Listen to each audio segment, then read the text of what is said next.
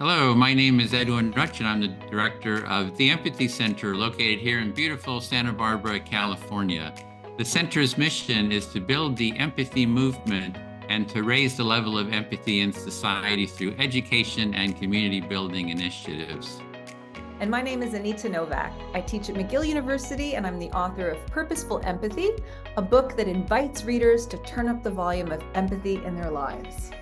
And at the beginning of 2024, Anita and I co-hosted the Empathy Summit, brought to you by the Empathy Center, and more than 40 authors of books about empathy participated.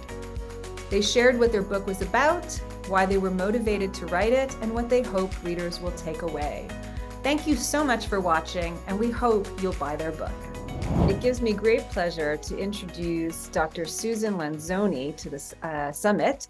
She is a historian who holds a PhD from Harvard. She's a prolific writer who's explored empathy, existential psychiatry, aesthetics, and mirror neurons in her work.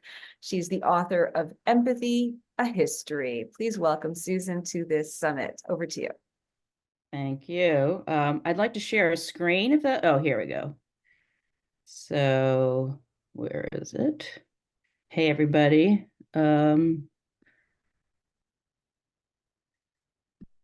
You can hear me, right? I unmuted. Yep, we hear you. Yep, see it. Great. And you can see it. Okay, thanks, everybody. Thanks, Anita. Thanks, Edwin. This is a great forum. Really happy to be here, support the Empathy Center. My book is a history, Empathy, a History. I came to it, while I was doing my historical research, trying to figure out the origins of the word empathy and what it meant in the original German and how it was translated and then came to be understood in American psychology, art, and social sciences. So really briefly, this is how I structured my book. You get a sense for the early understanding of empathy as an aesthetic concept. And funny enough, which really surprised me, this early empathy is about projecting yourself into forms of art, into sculpture, into even nature. So it's kind of a very different idea of empathy than we're used to today. So I looked into that. Then I looked into kind of how social scientists picked up empathy, try to think of it as a way to understand another and to sort of see how accurate this could be. Could we really get what another person was thinking, feeling, experiencing? And then my last section talks about popular empathy, because empathy was not a term in the English dictionary until like 1943. So it was new after World War II. And in my book, I talk about how after World War II, there's such a crisis in terms of, the horrors of the atom bomb, genocide. Social scientists were like, look, we really have to understand how to get along. So you see a surge of empathy research, you see it entering popular culture. So I'm just going to show you a few images to get you some of the highlights really quick. So again, empathy is a translation of this German term on the screen, Einfühlung. And in its original meaning, it was about projecting oneself, often feeling and movement, into another or into an object. So I was just fascinated that this early meaning had shifted. I think, we can think about projection and how the self is used in empathy. And I think it's still kind of a question, like how much we project, how much we understand the other. Here is one of the original Vernon Lee. She was a theorist of empathy. And again, she talked about how we participate in the life of the object, talking about feeling into mountains, feeling mountains rise. So these were some of the early theorists. She was writing, in the late 19th century, early 20th century. So there was actually studies done in the 1920s on how lines we might project feeling into lines. So are these lines happy, energetic, the ones moving up or moving down? And so some of these theories were tested out in the lab. Is this a projection, or do these lines inherently kind of have these feelings? And then even in modern dance, which was new at the beginning of the 20th century, there were a number of theorists that talked about empathy and empathy theories as the way we, understood these abstract movements on the stage.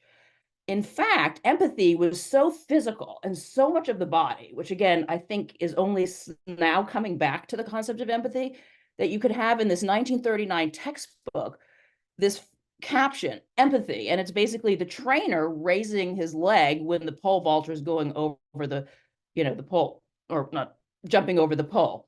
So again, there's a physicality to empathy that I think to some degree is not as strong as it once was. So after World War II, or in that period, I argue, and there's a lot of empathy research beginning in the social sciences and social psychology. So you see some of the first studies done. And this woman, she was only 24 and writing her dissertation, and she did some of the first empathy studies. And she, interestingly, I have her 1952 definition here, now is about imaginative and accurate transposing. So here we have this idea of empathy isn't just feeling into form, into nature, but now it's like, can we get it right? Can we really understand what someone else is feeling or predicting? And this launched a lot of different studies in the 50s and 60s, empathy tests. This is one of the early ones, which might seem kind of amusing in retrospect. So these were given to non-office factory workers. And basically you had to say, what kind of music does a non-office factory worker like? What kind of magazine does they like? So it was a matter of getting in the mindset of this group of people. That was called empathy back in the 50s. Of course, Rogers is a huge figure in counseling psychology, clinical psychology, and he does really put empathy center stage in therapy. But I show how he really draws on all these women social workers for a lot of his ideas. And they were doing these kinds of listening without judging, mirroring practices that he picked up. And then he himself became, of course, very influential to ministerial, pastoral psychology, pastoral counselors, and other psychologists. And he always talked about this as-if quality, which I think is very interesting. We enter someone else's experience as if it were our own, but it is never our own. So that kind of speaks to this idea of like, there's always the self-other difference that we have to kind of respect in empathy. I think one of the other speakers mentioned that. What I noticed in the Google, just doing a quick sketch of the word empathy, it's really after World War II that you see it starts to rise. It starts to enter popular culture. People start thinking about it. And then it's just from this one goes only till 1970, but it just continues on an upward a trajectory from there. So what I show, it's really interesting, like in Reader's Digest, the word empathy appears only in 1955. Introduced to audiences.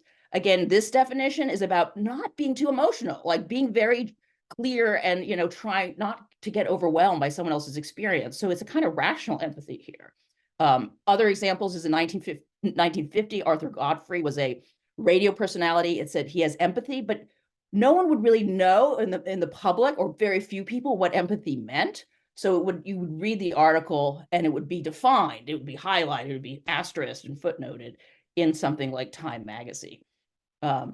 Another thread of where empathy goes in terms of both the academy and popular culture is in cross-cultural understanding. So I look at the work of Rachel Davis Du Bois. She did work in high schools, then she did these group conversations where she got people together from all these different immigrant backgrounds and tried to have them have emotional experiences of their childhood and sing together. And this created bonds that she argued could, go across these cultural divides. In addition, I focused on Kenneth Clark. He's a really interesting figure in American history. He wrote the Brown versus Board of Ed decision to desegregate schools with some colleagues.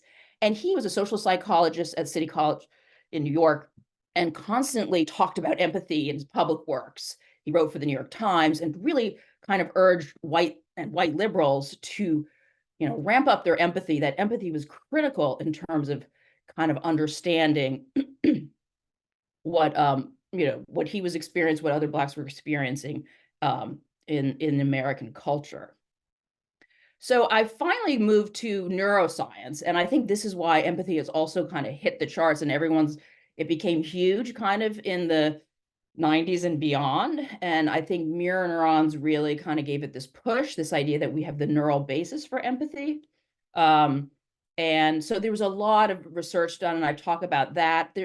Mirror neurons now aren't talked about quite in the same way as this kind of, answer to every sort of empathic response, because it seems more complicated than that. But there certainly is a huge amount of neuroscience of empathy that has been propelled by this finding. So just to kind of get to the wrap up here, what I discovered is really, really complex, and no one has quite figured out exactly what it is. And if you look at any, people do have to sort of define it in an experiment to really focus on what they're going to operationalize. So here's just some of the dimensions. Yeah. A minute. It can be cognitive, affective, congruent, non-congruent. So anyway, I think it's a really complicated phenomenon. And so I just feel like the historical view that I've taken just sort of makes us think of it as a really rich and kind of wonderful way of connection.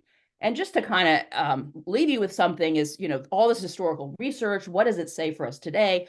I think it says that we can draw on empathy in a lot of different ways and think of it really in this multifaceted way. It has an emotional component, it has a thinking or rational component, imaginative component. And, as early 20th century, it's embodied too. And it also asks us, I've done some work on this idea of eco-empathy, like, can we enter into nature like these early empathy theorists did? So can we be empathic with things in our world, or, natural objects? And so anyway, I think I'm going to end there, but I'm sort of, my point is to sort of say empathy is this very rich and varied phenomenon. So it's endlessly interesting. So thank you very much. And so is your book, Susan. Thank you so much. It's a comprehensive look at empathy. Really appreciate you being here on day 3 of the summit.